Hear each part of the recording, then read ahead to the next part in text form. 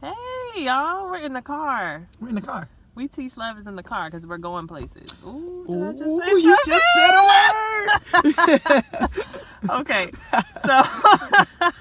so Dominique and Rachel are here again, and today we wanted to talk to you guys about ego. We wanted to share our thoughts, some of the conversations we've had around ego. We all got one, so don't we even all go have there. one, and it's healthy to have one.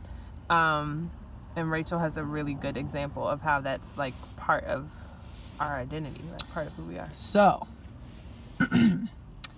everybody's got an ego sometimes, and your ego is often helpful when you're in a moment of insecurity or you lack the ability to be vulnerable, and you don't have the capacity to, like, come on, you're going to be all right, and vulnerability is safe, and you don't have that awareness or that ability, right?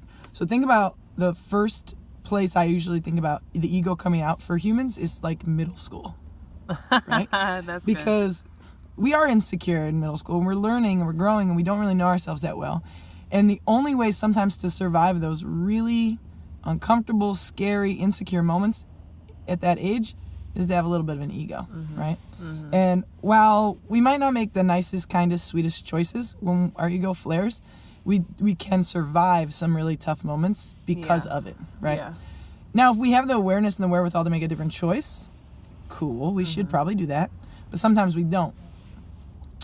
As an adult with an aware mind, and it does require an aware mind to do this, the way that I like to manage my ego is literally thinking about it like an employee. So my aware mind is the boss, always. At the end of the day, my aware, rational mind gets to make the final decision about how I execute whatever game plan I want to execute. I have two employees that come to that meeting with me.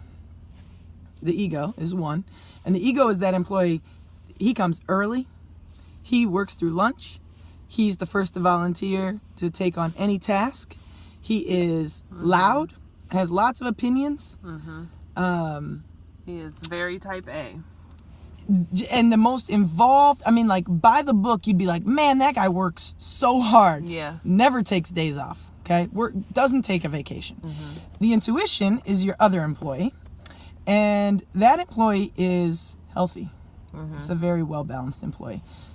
They show up on time, never late, but not early.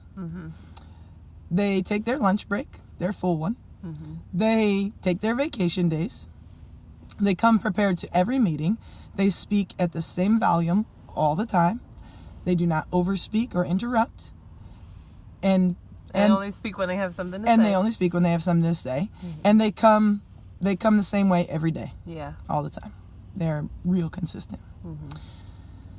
Imagine a meeting with those two employees, and you're in charge of managing them. So when you're going through some stuff, your ego is going to be the first to volunteer a good idea, or what they think is a good idea. What they think is a good idea. And they're going to be loud, and they're going to be proud, and they're going to be like, that was such a good idea. Right, Did right, you right. hear Did y'all me? hear that? Did you hear me, though? That was good, right? Trying to recruit all the support. Right.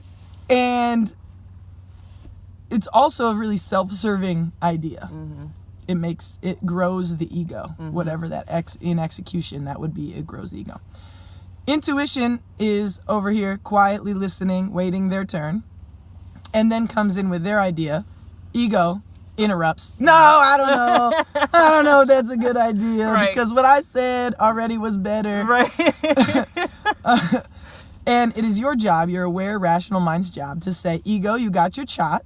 And you should give your ego a shot. You should hear it out, because if you don't, it's going to speak anyway. So you should hear And it out. managing it. And then give you it a get to chance. manage it. Yeah. And you get to say, hey, you had your turn. Let me focus in on what my intuition has to say, who's not going to shout over you, is not going to interrupt you, and does not need to be interrupted, right?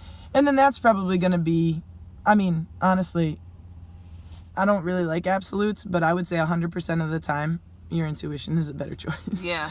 Yeah. Agreed. It comes from alignment. It comes from a bigger place than any earthly, worldly, self-serving, transactional benefit, right? So that's kind of how I see it. You got to manage that conversation with your ego and your intuition, and you are the boss, the rational mind, and and hear both sides and follow your gut, your intuition. Your intuition is more right than your ego. But if you do not hear your ego, if you think that you're only ever following your intuition, you're not ever only following that. Right. Your ego has a voice. You hear it. And it's And constant. And if you don't consciously say, like, I'm taking this time to listen to my ego, then you might misinterpret listening to your ego as listening to your intuition. Yeah. And that can get a little messy. So it's like you have to be very intentional about listening to both your ego and your intuition, and like giving yourself time to listen to your intuition. But what you were saying about the middle school example made me think, maybe before you reach, or maybe before you're capable of like really tuning into which is which, maybe ego is necessary to counter like a lack of self-confidence and things like that, like so that you can find that balance. Like maybe that's why, like you haven't fully developed your rational mind. Right. So you kind of have to like volley back and forth between, you know, like the insecurity, the lack of self-confidence, you know, like a developing sense of self-worth, and ego, which is like all puffed up, in order to find a healthy balance. Yeah. You for know? sure. Yeah. For So Yeah, it's an inevitable thing that we all have. It's probably a necessary evil, even though I don't really like that word. And it if you use it, like everything, if you use it, it can be used for good. It can help you. It can grow you. If you try to deny it, if you try to shame it, if you call it bad or wrong, then you're actually doing yourself a disservice. Yeah. There is no good. sometimes it's There is right. no bad. And I think sometimes the intuition will second what the ego has to And say. I totally agree. The ego They will might be like agree. very audacious, and then the intuition is like, no, I need to be audacious. I need to think big. I need to, Yeah. you know, go for the gusto. Like I need to Imagine really... that part of the conversation in the boardroom where like ego's like has a good idea that he just assumes intuition is gonna not agree with. 'Cause, Right. Always over there disagreeing with me. And then the intuition is just gonna be like, yeah, I think we should do that. Yeah, I'm good with that. And the ego's gonna be like, oh, wait, what? I mean, Oh, you agree with me? Oh, today you want to agree? Oh, now you agree with the Right. ego. Oh, okay. Right. And then the Today. intuition, with all its peace and all its centeredness is like, yeah, Yes. I do agree Namaste. with you. I agree with you. Be well. Right. It is well with me. I feel like intuition is like Miranda Priestley. Like, yes, I agree. I'm never gonna speak higher than how I'm speaking right now. I've never. You heard what I said. Yeah. It's like And if you didn't, it wasn't for you to hear. it wasn't for you to hear. I said what I said. I In said a what I very said. like Yeah. demure Nene Leakes. I Nene said what I said. Maybe a little sweeter than me. Right. No, I said what I said. I said, what I said. And that's all I have to say. And that's all I have to say. Carry on. Carry on. I love that intuition. I love that.